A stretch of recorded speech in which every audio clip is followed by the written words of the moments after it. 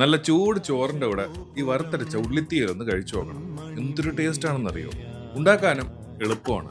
ഒരു 30 ചെറിയ ഉള്ളി രണ്ടായിട്ട് അരിഞ്ഞ് ഒരു പാനിൽ കുറച്ച് വെളിച്ചെണ്ണ ഒഴിച്ച് കടുകും കറിവേപ്പിലയും വറ്റൽമുളകും ഇട്ട് അതിലേക്ക് ഈ ചെറിയ ഉള്ളിയും ഇട്ട് നന്നായിട്ട് വരട്ടിയെടുത്ത് മാറ്റി വയ്ക്കും.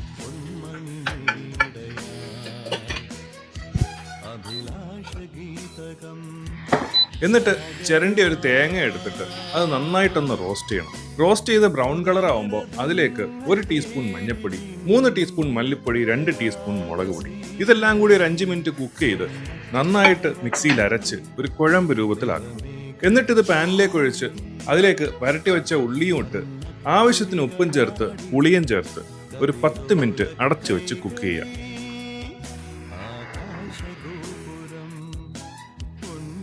10 മിനിറ്റ് കഴിഞ്ഞ് തുറന്നു നോക്കുമ്പോൾ എണ്ണ മേളിൽ തെളിഞ്ഞു കാണണം. അതാണ് അതിന്റെ പാകം.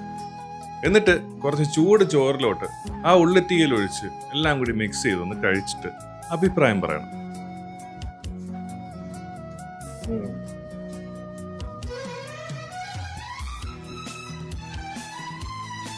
അപ്പോൾ അടുത്ത വീഡിയോയിൽ കാണാം.